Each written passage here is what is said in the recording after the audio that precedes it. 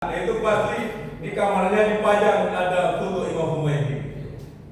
Dan bacaan-bacaannya adalah buku-buku yang berputar Syiah yang diberikan oleh penerbit Mizan. Siapa yang tidak tertarik dengan pemikiran yang revolusioner? Saya kira siapa yang tidak mengenal dengan Ali Shariati, seorang ideolog dan filosof dari Iran. Keren.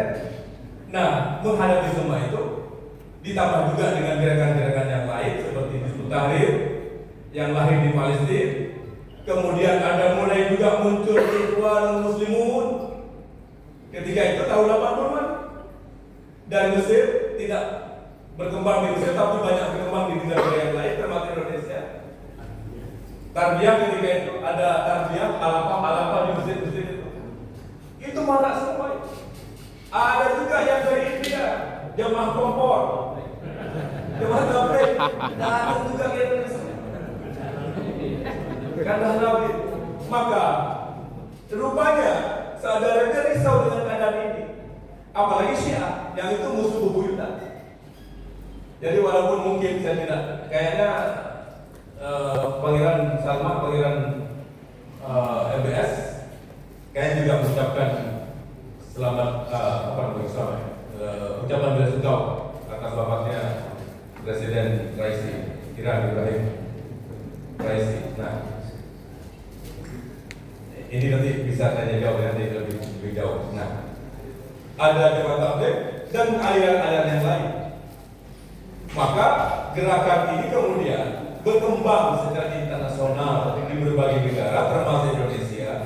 Dan di Indonesia berawal dari lulusan pertama Libya yang tersebar di berbagai tempat di Indonesia, ditambah lagi dengan lulusan Timur Tengah yang mereka belajar bahkan menjadi dai resmi digaji oleh Saudi untuk berdakwah di Indonesia, termasuk, mohon maaf, saya harus sampaikan jujur, Kiai Muhammad Hamidi adalah dai resmi Saudi yang digaji untuk berdakwah. Hanya beliau komitmen pada Muhammadiyahnya sangat kuat.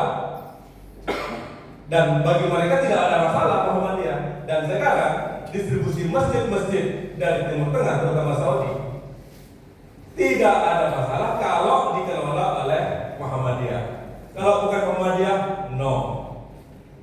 Untung dengan. Jadi tinggal dengan proposal dapat masjid. Dan saya akhirnya saya banyak memberikan lahan-lahan di banyak tempat menunjukkan untuk dibangun masjid, termasuk di Malang. Di Malang paling banyak, dan juga di Malang juga sudah ada.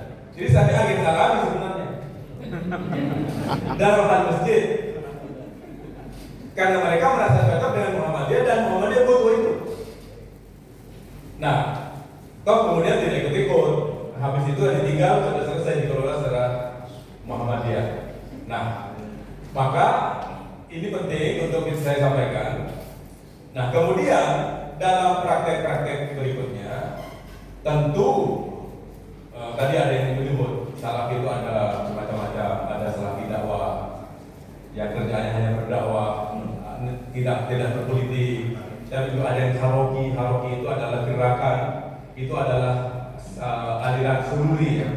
Muhammad bin Surur yang dia kemudian menjadi penggerak Salafi Haroki yang tujuannya adalah mendirikan pemerintahan Islam, dan dia jihadi perang.